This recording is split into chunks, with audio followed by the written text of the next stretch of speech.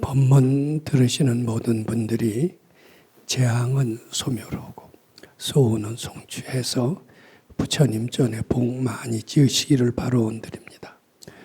오늘은 그 난제에 대한 그 질문, 그리고 제 질문에 대한 그 소견을 말씀드리는 질의응답 시간입니다. 우리는 이제 중고등학교 다닐 때 독서 백편의자연이라는 말을 들었습니다. 뜻을 모르더라도 자꾸 읽으면은 그 뜻이 알아진다라는 그런 뜻이 바로 독서 백편의자연이라는 그런 뜻이기도 합니다. 만물을 고요의 관한들 저절로 다 알아진다라는 얘기가 있어요. 즉 독서 백편의자연 속에는 내 자신 속에는 다 아는 전지전능의 이치가 있다라는 것을 의미하고 있습니다. 그 다음에 만물 정관 개자득 역시 분별을 자꾸 바치기만 하면은 내 속에 모든 것을 다 아는 이치가 어떤 난제에 대한 해답도 얻을 수 있다. 이런 이야기를 의미하고 있습니다. 저희 고등학교 때 또는 대학생 때 영어를 배울 때 영어 가르치는 선생님이 이런 얘기를 하십니다. 한 문장에 모르는 단어가 서너 개가 나와도 두려워하지 말라. 자신을 가지고 50번만 읽어라. 50번만 읽으면은 모르는 단어가 서너 개 나와도 저절로 알아지게 될 것이다. 그런 얘기를 합니다. 이제야 봤더니 우리 속에는 다 아는 그런 지혜와 능력을 갖추고 있다는 그런 뜻이 됩니다. 저는 많은 난제를 경험했고 난 만제를 자꾸 부처님께 처음엔 꼭 안 된다는 생각이었는데 자꾸 바치면서 그 해답을 얻어낸 경험이 있습니다. 그런 경험을 바탕으로 해서 오늘 질문을 하시는 분에 대한 제 소견을 말씀드릴 수 있는 어떤 준비가 되었다라고 생각을 합니다. 자, 그러면 지금부터 되게 난제죠. 난제에 대한 질문을 하시고 우리가 어떤 식으로 해답을 찾아갈 것인가. 그동안 법문 시간에 드렸던 말씀의 어느 부분이 여기에 대한 해답이 될 것인가. 이것을 한번 맞춰가는 그런 시간을 가져보도록 하겠습니다. 자, 그러면 질문을 해 주시기 바랍니다. 존경하는 법사님, 이렇게 선지식님의 점검을 받을 수 있는 질의응답 시간을 제게 내어주셔서 감사합니다. 그리고 이 질의응답을 듣는 모든 도반님들이 세세생생 부처님 전에 복 많이 짓기를 발언드립니다.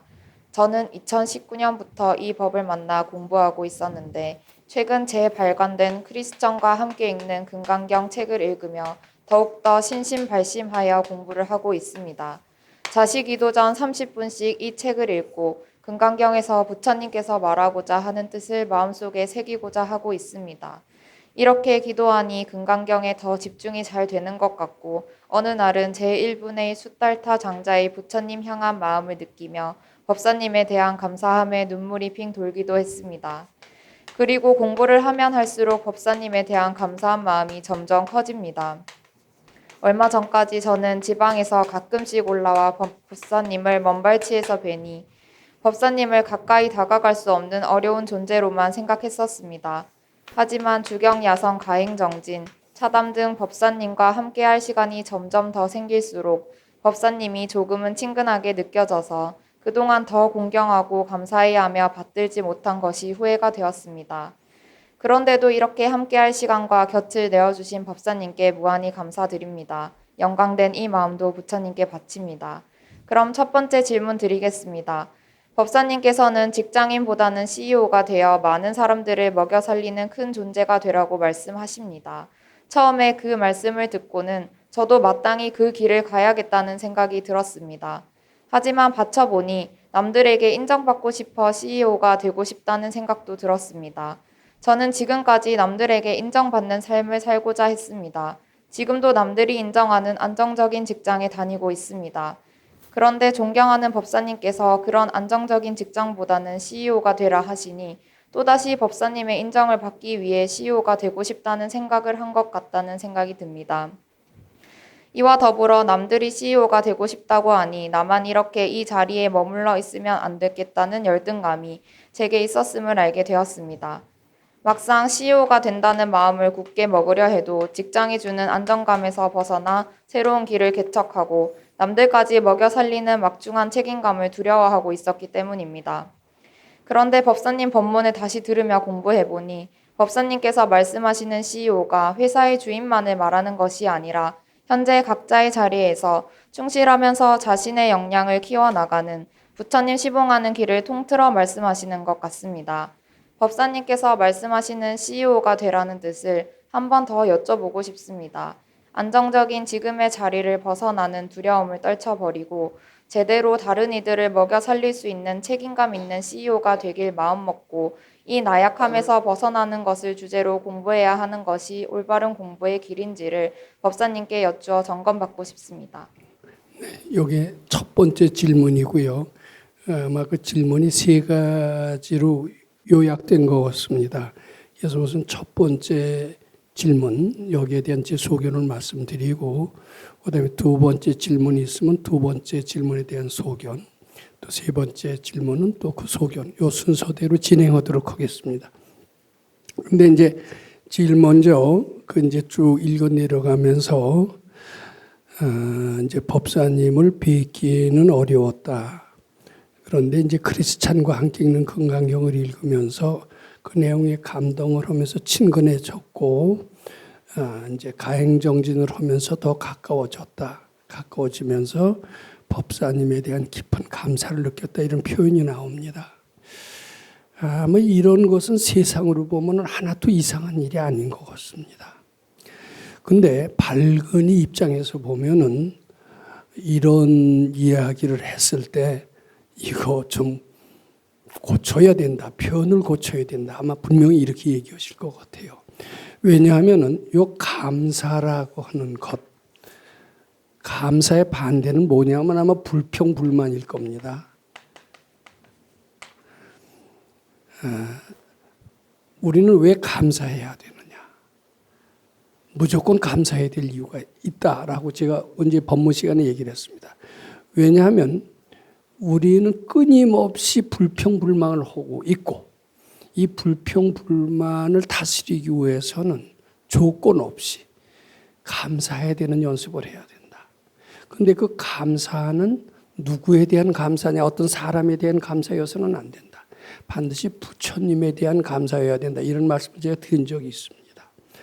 기독교인들도 그런 얘기를 합니다. 범사에 감사라고 하지만은 그 감사는 하나님에 대한 감사라는 식으로 해석을 합니다.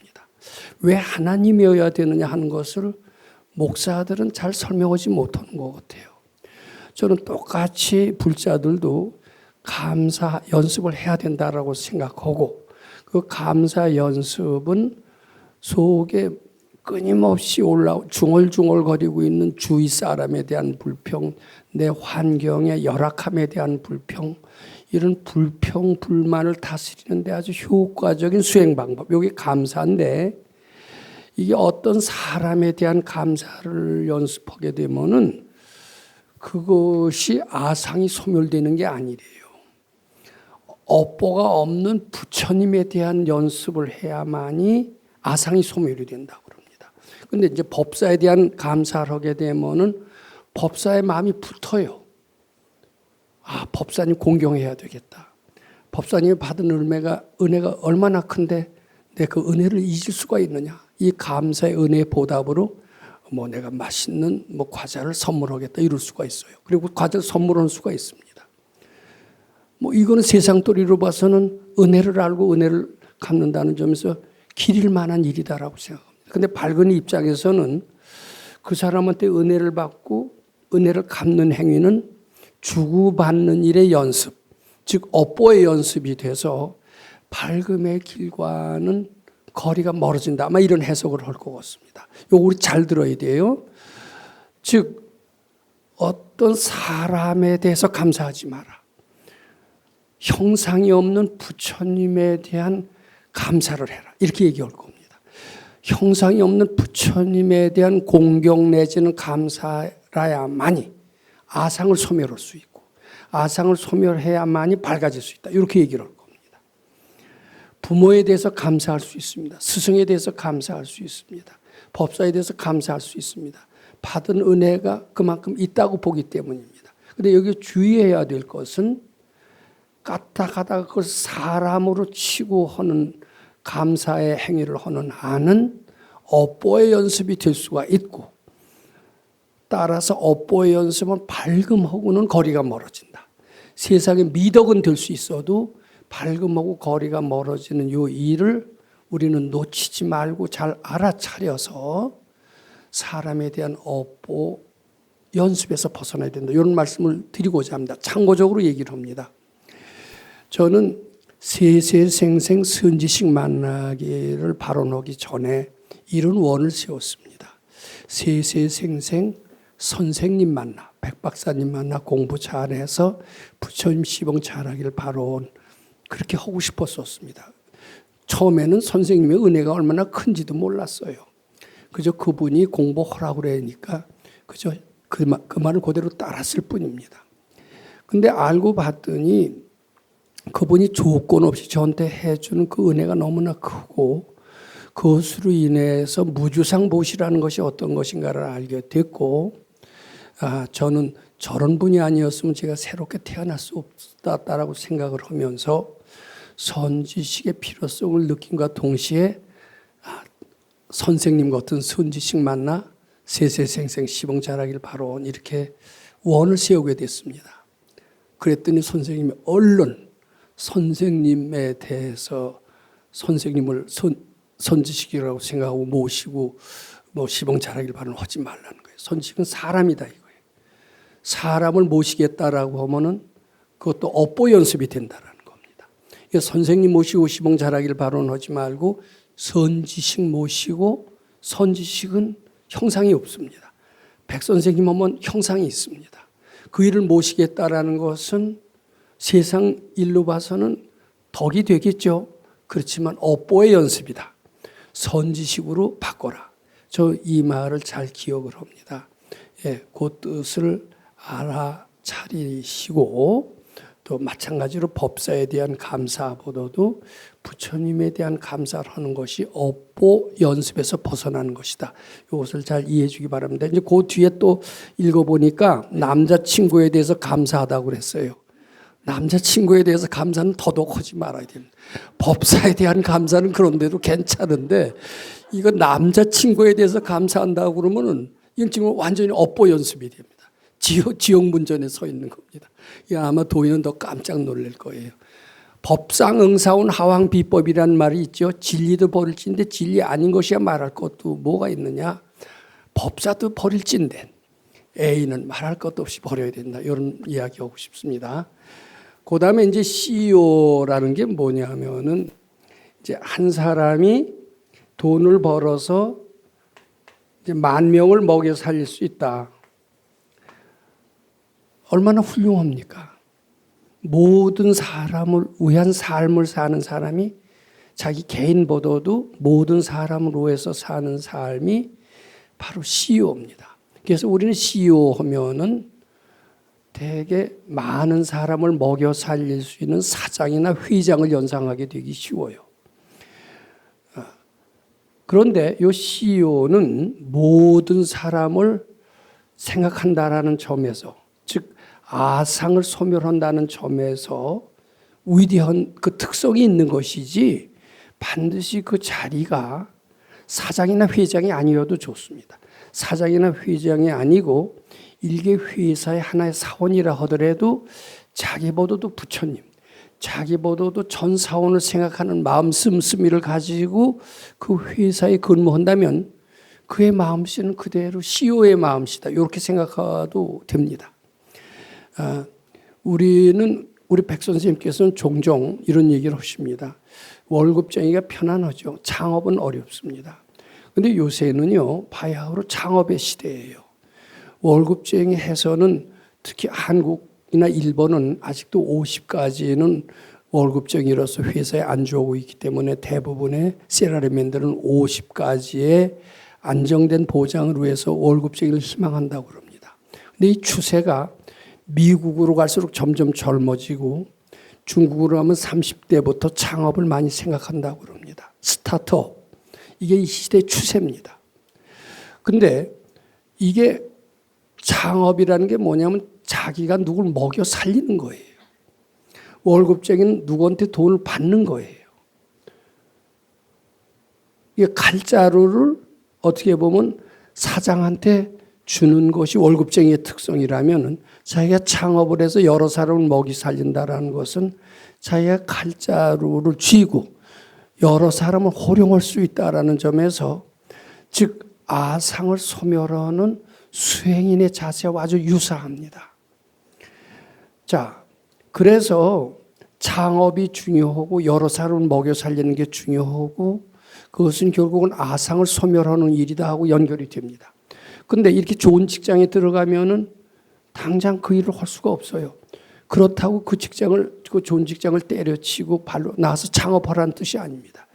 나는 그 직장에 있으면서도 바로 아상을 소멸하고 모든 사원을 참 내가 섬기는 대상으로 생각하고 그이들을 사랑하는 것을 내 몸 못지않게 사랑한다라면은 그 자리에서 바로 CEO의 용심을 그대로 연습할 수 있다. 이렇게 생각이 됩니다. 근데 그런 연습을 한 것은 그이로 하여금 드디어 그 보이지 않는 향기를 풍기게 합니다. 여러 사람 앞에서 PR하고 자기 업적을 드러내고 틈만 나면 잘난 척하고 이름으로써 자기 이름이 퍼지는 수도 있겠죠.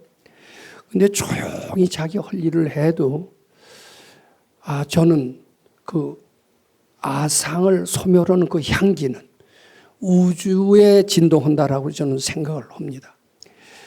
저는 이건 제 경험이기도 합니다. 제가 이 자리에서 말씀을 드렸기 때문에 또 그 얘기를 하면은 또 되풀이가 돼서 죄송합니다만은 저는 이제는 뭐 드러낼 것도 별로 없지만 드러내려고 하지 않으려고 합니다. 또 드러내지 하지 않고 오로지 아상을 죽이려고 하고 부처님 시봉하는 것만으로 한다 하더라도 그 아상을 죽이는 향기는 온 우주에 진동합니다. 그래서 천연아수라가 그것을 반드시 아는 것 같아요. 우리 금강경에 있는 불자들은 자기를 드러내려고 하고 다른 사람이 알아주는 CEO의 길을 걷기보다는 실질적인 CEO, 아상을 죽이는 CEO. 그래서 그 아상을 죽인 향기가 온 우주에 진동하게끔 돼서 저절로 많은 사람들이 따르게 하는 CEO. 이런 것들이 저는 이런 길을 가는 것이 좋다라고 생각합니다. 전 반드시 공기업에 있고 완전히 안정이 돼 있다 하더라도 거기서 아상을 죽이는 행위를 한다라면 그 향기가 언젠가 다 진동이 돼서 그 공기업에 있어서 최고의 자리에 머무르게 되면서 여러 사람을 먹여 살리는 그런 일까지 언젠가는 할 수 있게 될 수 있으리라고 믿습니다. 이 CEO의 뜻을 잘 아시고 당처 즉시 이 자리에서도 CEO 할 수 있습니다. 여러 사람 내가 창업을 해서 여러 사람을 먹여 살리는 일을 하지 않더라도 이 자리에서 아상을 죽이는 일을 열심히 하고 모든 사람을 부처님처럼 섬기는 마음을 연습한다면 이 자리에서도 CEO의 연습을 할 수 있고 그것은 언제인가 빛나는 많은 사람을 거느리는 위대한 현실로 드러나게 될 수 있다. 이렇게 생각을 합니다. 두 번째 질문입니다. 저는 어머니 도번님의 소개로 바른법 연구원에 처음 왔을 때 남자친구와 결혼 생각 때문에 매우 힘든 상황이었습니다. 저는 어렸을 때부터 결혼을 빨리 하고 싶었습니다. 그 당시에도 꽤 긴 시간을 남자친구와 만났고 당연히 결혼도 빠르게 진행이 될 것이라고 생각했습니다. 그러나 남자친구는 저와 결혼하겠다는 마음은 있었지만 그 시기에 대해서는 서로 마음이 맞지 않아 지쳤던 상황이었습니다. 그리고 저는 남자친구에게 이상하리만큼 집착했는데 이게 잘못된 것일 줄을 알면서도 제 마음을 쉽게 제어하기 힘들었습니다. 하지만 그 당시 법사님께 점검을 받고부터는 결혼에 대한 생각이 많이 바뀌고 모든 것은 제 마음이 만들어내는 것이라는 가르침에 많이 편안해졌습니다. 한창 힘들었을 때 남자친구의 얼굴을 대고 미륵존 열애부를 하니 남자친구가 저에게 잘해준 것들이 더 많은데 나는 왜 항상 불평불만이었을까 하는 생각이 들었고 나에게 죄업이 있다는 것을 알려준 그에게 감사했었습니다. 허나 빨리 결혼하고 싶다는 마음은 없어졌지만 언젠가 결혼해야 한다는 생각은 여전히 있는 것 같습니다. 그런데 최근 남자친구의 부모님을 몇 번 뵈면서 결혼 후 또 다른 업보들과 업보 노름을 하며 살아갈 것이라는 생각이 들었습니다. 일단 두 집안의 분위기가 너무 달랐고 제가 당연하다고 생각하면서 자란 환경들이 그 사람들에게는 아니어서 오해가 생겼고 남자친구와도 작은 다툼이 생겼기 때문입니다. 이런 일이 빈번하게 발생할 것을 생각하면 참으로 막막했습니다. 법사님께서는 결혼은 하고 싶다고 할 수 있는 것도 아니고 안 하고 싶다고 해서 안 하게 되는 것도 아니라고 하셨습니다. 또 어떤 법문에서는 최희식 선생님 사례를 드시며 결혼을 또 하나의 공부거리로 말씀 주시기도 하셨습니다. 앞으로 남자친구와 결혼하고 싶은 마음에 대한 업보를 완전히 해탈하려면 어떤 마음가짐을 가지고 공부를 해야 할지 점검받고 싶습니다. 이제 결혼은 특히 우리나라 한국에서는 요새 독신남, 독신녀가 꽤 많아지긴도 합니다만은 얼마 전까지만 하더라도 한국은 관혼, 상, 제라고 그래갖고선 반드시 결혼을 해야 되는 것으로 그렇게 우리나라 아주 전통이 그렇습니다. 그래서 을에 너를 시집장가 보내지 못하면 내 눈을 감을 수 없다라는 게 부모의 어떻게 아주 유언처럼 그렇게 돼 있어요. 이 자식들도 이제 그런 생각을 많이 하는데 요새는 참 그것이 독신 남자, 독신 여자가 많이 커지는 것은 이 밝아지는 입장에서 보면 바람직한 현상이라고 생각이 됩니다. 요새는 아마 언제든 나 혼자 살 수 있어 하는 독신남, 독신여가 상당히 많은 것 같습니다. 근데 그럼에도 불구하고 질문은 박 선생 같은 거는 결혼을 좀 빨리 하고 싶다고 그랬어요. 그리고 남자에 대한 집착이 상당히 강했다고 얘기를 했습니다. 근데 자기 마음이 바빠지잖아요. 빨리빨리 해야 되겠다. 내가 요거 빨리 끝내줘야 되겠다. 이런 생각이 들 때가 있습니다. 근데 요게 이제 고통의 씨앗으로 알면 틀림없습니다. 이 빨리라는 생각, 집착하는 생각은 바로 그 순간부터 재앙의 씨가 싹 튼다고 보면 틀림없습니다. 절대로 빨리 하겠다는 생각에 따라서 빨리 행동을 하면은 거의 다가 재앙을 동반한 결과로 반드시 이어집니다. 빨리 한 결혼, 서두른 결혼, 급히 입사한 회사, 급히 사귄 친구, 대개 재앙과 함께 끝나는 건 너무나 많습니다. 첫 단추를 잘 껴야 밑에 단추도 제대로 껴듯이 출발부터가 반듯한 마음, 안정된 마음으로 시작하는 것은 매우 중요합니다. 특히 집착하는 것은 우리 선생님의 말에 의하면 내가 줄 것이 있어서, 빚진 것이 있어서 자꾸 집착하게 된대요. 집착하게 되면 자꾸 마음속으로 주고 또 주고 또 주고 이렇게 됩니다. 우리 자식이 얼마나 사랑스럽습니까? 자꾸 보고 싶은 것은 내가 줄 것이 있어서 그렇다라고 해야 됩니다. 그래서 보고 싶거나 그리워하거나 이런 생각이 들 때 이거 자꾸 받쳐야 됩니다. 근데 이제 다행히 근데 데이트 기간이 굉장히 길었나 봐요.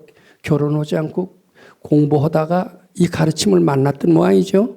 만나서 내가 뭐라고 그랬는지 모르지만 아마 집착하지 말라고 그러고 빨리 하겠다는 생각도 바치라고 그랬을 것 같아요. 그래서 지금은 빨리 하겠다라는 생각도 없어지고 집착도 없어졌는데 언젠가 결혼해야 된다. 요 생각만은 아직은 안 없어진 것 같아요. 근데 요 얘기를 좀 저는 말씀드리고 싶습니다. 근데 흔히 이제 얘기하기를 우리가 결혼의 상대자가 있습니다. 결혼의 상대자가 있을 때 그하고 결혼하는 게 좋은가 안 좋은가 이것을 점쟁이한테 가서 궁합을 보아서 물어보는 수도 있고 우리 백 선생님 어떤 도인한테 와서도 그한테 결혼하는 게 좋은가 안 좋은가 이렇게 물어보는 수가 있습니다. 근데 저는 이렇게 생각하고 싶습니다. 이렇게 사귀어봐라. 사귀면서 금강경 읽어봐라. 근데 그하고 이제 자꾸 사귀다가 점점 금강경 읽기 싫어지면은 이거는 안 좋은 궁합이다 이렇게 봐야 됩니다. 근데 사귀면서 점점 금강경이 읽어지고 싶고 금강경과 대화가 되고 이렇게 되면 그것은 괜찮은 궁합이다 이렇게 얘기를 하게 됩니다. 저는 그래서 자꾸 그게 어떻게 보면 이게 제대로 된 사람을 만났는지 안 만났는지 표준을 하려면은 그 여하고 딱 사귀어 놓고 결혼은 좀 약간 보류하세요. 너무 성급하게 결혼하고 싶어도. 그리고 자꾸 금강경 읽어보세요. 그래서 금강경이 잘 읽어지면 그거 괜찮은 겁니다. 근데 그이가 만나면 자꾸 금강경 읽기 싫어지는 수가 있어요. 금강경이 안 읽어지는 수가 있어요. 그럼 이거는 못 만날 인연을 억지로 꿰어서 맞췄다. 이렇게 보면 거의 틀림이 없습니다. 그리고 근데 이제 금강경도 읽어지고 괜찮은 것 같아요. 같이 뭐 궁합이 잘 맞아요. 옳지, 그럼 빨리 해야 되는구나. 뭐 또 이런 생각이 들지 않겠어요? 근데 그것도 또 꼭 그렇지가 않습니다. 하여튼 빨리 해야 되겠다라는 생각을 얼른 받쳐야 됩니다. 이런 실례를 제가 말씀드리고자 합니다. 우리 소사에서 공부했던 한 도반의 이야기입니다. 근데 이제 백 선생님이라고 훌륭한 분 밑에서 공부하는 도반이니까 거기 다니는 신도가 관연한 딸이 있었어요. 백 선생님 밑에서 공부하는 전 훌륭한 도반한테 내 딸을 결혼을 하면 비록 저희가 백수로 놀고 있긴 하지만은 사람만은 그래도 제대로 되지 않았느냐. 내 딸도 좀 문제가 있으니까 그 딸을 결혼시키면 참 좋겠다라고 하고서는 이제 자기 딸을 이제 백 선생님한테 찾아가서 여기 있는 아무개 도반하고 우리 딸하고 좀 혼인을 했었는데 어떻게 했으면 좋겠습니까? 하고 아마 말씀을 드렸던가 봐요. 드렸더니 이제 백 선생님 같은 경우는 되게 미래를 내다보기 때문에 미래를 내다보면 지가 공부 잘하면 행복으로도 되지만 또 공부 잘못하면 불행이 되는 걸 뻔히 내다보기 때문에 절대로 결혼해라 하지 마라 이런 대답을 안 하십니다. 그냥 바쳐라 이렇게 얘기를 하시죠. 근데 이제 그 소문이 그 도량에서 공부하는 그 총각 귀에 들어갔어요. 백수로 30이 넘도록 빌빌하고 올 때 갈 데 없이 놀다가 도인을 만나서 공부했대지만은 속으로야 왜 결혼하고 싶은 생각이 없었겠어요. 근데 부잣집 딸이 선생님을 통해서 자기한테 중매가 들어온다는 것을 알고 이제 그때부터 마음이 들뜨기 시작했던 겁니다. 즉 빨리가 시작이 됐던 거예요. 빨리가 시작이 되고 집착이 시작이 됐던 겁니다. 그때부터 공부의 리듬이 슬슬 깨지기 시작을 했어요. 그래갖고서는 그 법당을 떠나고 싶은데 일이 하도 많은데 맡길 사람이 있어야 떠나죠. 근데 그때 제가 제대를 앞두고 얼마 안 남았어요. 제가 그랬죠.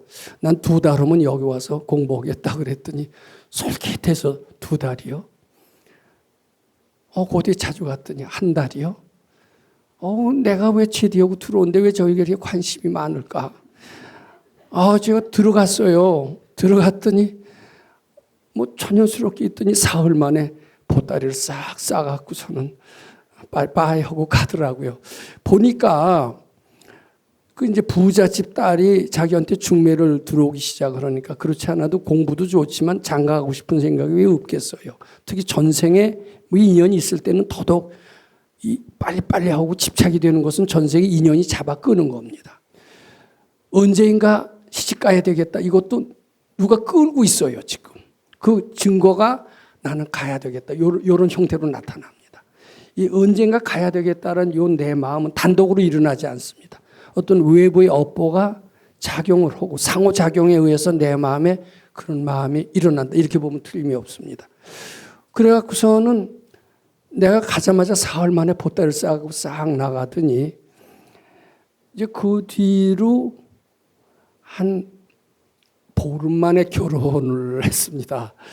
결혼을 해갖고서는 이제 우리한테 찾아와 갖고서는 이제 결혼하니까 어떠냐 그랬더니 뭐 선생님이 시키는 대로 하니까 행복하게 산다. 그리고 그냥 그 집에서 어떻게 대우를 잘해 주는지 뭐 고기는 먹기 싫도록 주고 용돈도 주고 백수인데 그 집에 큰 여관을 하는데 자기한테 여관을 맡기기도 하고 그리고 이제 등등 여러 가지 뭐 참 백 박사님 제자니까 인품은 그만이고 그러면서 아주 참 대접을 잘해주다라는 얘기를 하면서 우리한테 용돈도 주고 이랬었습니다. 근데 백 선생님 참 어떻게 유리보시도 훤히 알고 이제 그 사람이 갔어요. 우리한테 아주 고기도 먹기 싫도록 주더라. 백수처럼 노는데 일자리도 주더라. 이렇게 아주 칭찬을 잔뜩 하고 갔년에 선생님 그래요. 걔가 와서 뭐라고 그러든 좋다고 그러든 네 좋다. 고기도 먹기 싫도록 준다고 그러지 않든 그대로 본 것처럼 얘기하시더라고요. 나중에 물어봤어요. 선생님한테 가서 고기 먹기 싫도록 준다고 잘하겠냐고 그랬더니 전혀 안 했대요. 선생님 그거 다 아시더라고요. 이제 그러면서 쟤는 저렇게 칭찬을 하지만은 이제 두고 봐라. 쟤 참 아직은 걱정스럽다 이렇게 얘기를 하시더라고요. 그래서 저희는 그게 의아했습니다. 공부 잘한 참 모범 청년을 이제 영광으로 알고 데려갔으면 또 공부 수도의 경력도 있고 그러니까 잘 살 줄 알았는데 웬 말인가 했는데 이제 결국은 이제 그 뒤로 재앙이 시작이 되고 아주 파탄 지경에까지 이르게 됐던 것 같습니다. 이제 그때 선생님이 말씀하시기를 전생에 인연이 있어서 결혼을 안 할 수는 없는 입장이래요. 그랬는데 그저 들뜨고 내가 오자마자 그냥 싹 사흘 만에 나갈 생각을 하지 말고 그쪽에서 모시러 올 때까지 딱 버티고 앉아서 혼자 거기 공부를 잘했으면은 아주 비싼 값에 팔려 들어가고 지금 뭐 고기를 먹기 싫도록 주는 그 정도가 아니라 그것보다 훨씬 더 대접을 잘해서 비싼 값으로 팔려갈 텐데 이것은 내가 오자마자 사흘 만에 싹 가더니 보름 만에 결혼을 하니까 지발로 가서 그렇게 기어가니 그 팔자가 어떻게 두고 봐라 이러시더라고요. 급하게 한 거예요. 결국은 굉장히 그 집에서 나중에는 사기꾼이라는 소문을 듣고 백 선생님 망신시키고 거기서 가출하게 이르게 됐었던 것 같습니다. 그리고선 일생을 그렇게 피지를 못했었어요. 그 집에서 대우를 해줬는데도. 근데 여기서 우리가 꼭 알아야 됩니다. 언젠가 결혼해야 되겠다. 근데 내가 끌려가는 결혼해서는 안 됩니다. 그럼 내가 갈자를 주고 거기가 참 비싼 값에 팔려가도록 있어야 되는데 거기가 생전 안 오면 어떻게 해요? 저는 시집도 못 가고 말란 말이에요. 시집 못 가도 좋아요. 급하게 싼 값으로 팔려가지 마세요. 근데 흔들리시지 말고 시집 절대로 못 가지 않습니다. 갈 인연이면 가니까 거기서 올 때까지 그리고 거기서 조금 미소를 지으면 헉하고 달려들기 쉽죠. 그때도 얼른 바칠지언정 헉하고 급한 마음 감격한 겁니다. 감격하고 급하게 할수록 반드시 재앙은 예고되어 있다 이렇게 해야 됩니다. 인생은 공부는 무엇이냐? 자기 중심대로 사는 게 공부입니다. 자기 중심대로 한번 딱 칼자루를 잡으면 인생은 탄탄대로로 걷게 됩니다. 근데 한번 칼자루를 상대한테 뺏기는 식의 삶으로 출발하게 된다면 계속 고달픈 삶의 연장이 된다. 이렇게 말씀드리고 싶습니다. 그 다음 질문. 세 번째 질문입니다. 저는 어머니의 영향으로 어렸을 때부터 절에 다녔습니다. 이렇게 젊었을 때부터 불교를 만나 심지어는 이 법을 만나 좋겠다는 주변의 시선에 의해 저에게 주어진 시간이 많다는 아니란 생각이 듭니다. 그리고 현재만 보면 나쁠 것 없는 생활을 하다 보니 남들만큼 공부에 대한 불타는 의지가 없는 것 같습니다. 이 법을 만난 초반에는 난제에 대한 해결을 위해 정신을 바짝 차리고 열심히 공부를 했었습니다. 하지만 지금은 공부를 중단하면 여지없이 힘든 사건들이 생기고 분별심이 더 크게 올라오기에 공부하고 있다는 마음이 더 큽니다. 법사님께서 공부를 뜨뜻미지근하게 하면 안 된다고 하셨는데 지금은 저에게 간절함이 부족한 것 같습니다. 제가 생각하기에 이 공부는 나는 부처님 시봉하는 사람이 되겠다는 마음가짐을 가지고 매일매일 환희심 넘치는 생활을 해야 할 것 같은데 제가 지금 하고 있는 공부는 난제가 생기지 않기 위해 해야 해서 한다는 것이 뭔가 밝아지는 공부가 아니라 너무 중생적인 마음으로 하는 공부 같습니다. 큰 난제 없이 지내고 있는 현재의 상황에 대해 부처님께 매우 감사드리며 지내고 있긴 하는데 이것 또한 이만하면 되었다 하는 마음인 건지 궁금하고 공부를 해 나감에 있어 이러한 아니란 생각이 착각인 줄 알고 제대로 공부할 수 있는 방법을 법사님께 여쭙고 싶습니다. 지금까지 질의를 들어주신 법사님, 도반님 감사합니다. 우리는 이제 종종 학교 다닐 때 이런 그 선생님으로부터 말을 듣기 쉽습니다. 좀 뜻을 크게 가져라. 또 야망을 가져라 이런 이야기를 합니다.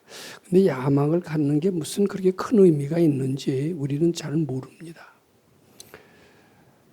근데 저는 이제 몇십 년 이렇게 사회생활을 하면서 뜻을 크게 세우고 출발하는 것과 그저 자기 주어진 일에 어려움만 없으면은 그저 만족하고 감사하는, 즉 뜻이 작은 것과 작은 뜻으로 출발하는 것은 굉장히 다르다라고 생각을 저는 하게끔 이제 바뀌었습니다. 제 주위에는 아주 재능도 있고 머리도 괜찮아요. 근데 뜻이 작은 애가 있었습니다.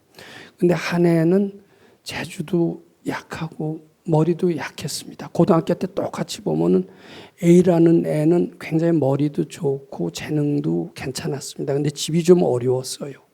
근데 B라는 애는 머리도 이해만 못하고 모든 게 부족했지만 집안이 괜찮았고 그 부모님들이 괜찮게 살아서 항상 큰 뜻을 심어줬습니다. 야심을 갖게 심어줬어요.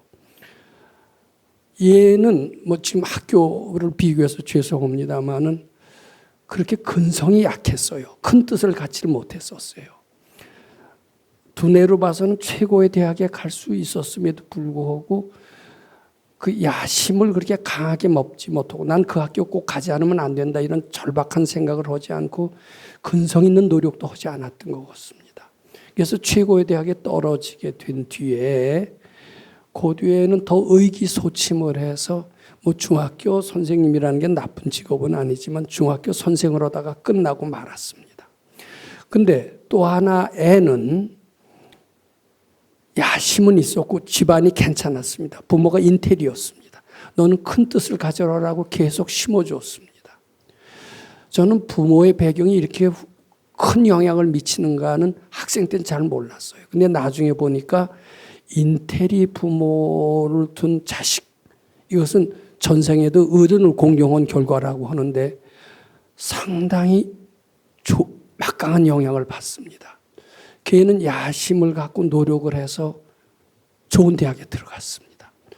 거기서 만족하지 않았어요. 해외 유학을 갔어요. 연세대학이 좋은 대학입니다. 연세대학 교수를 했어요.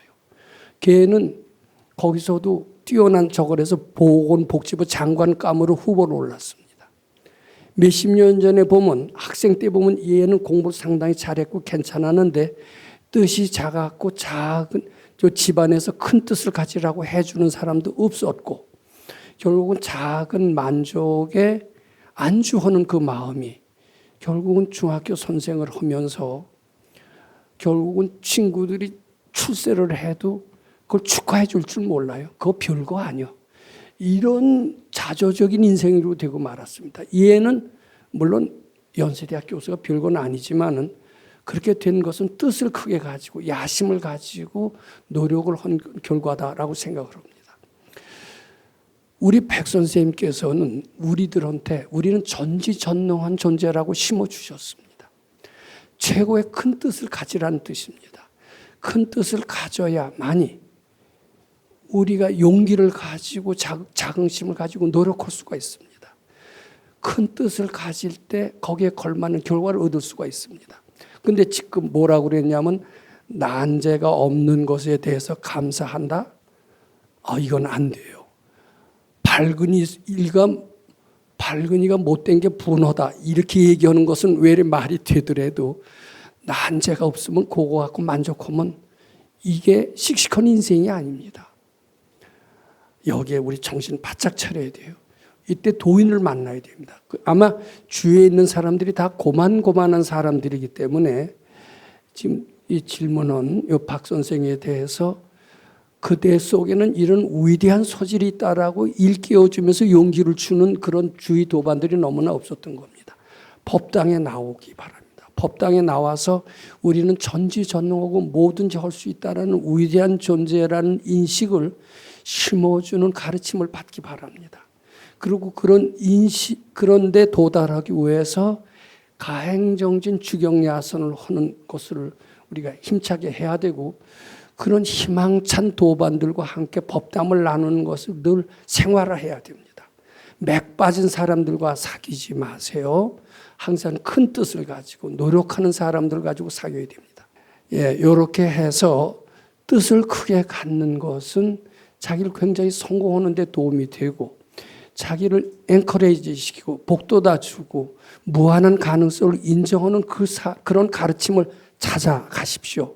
바로 금강경 가르침이 그런 가르침입니다.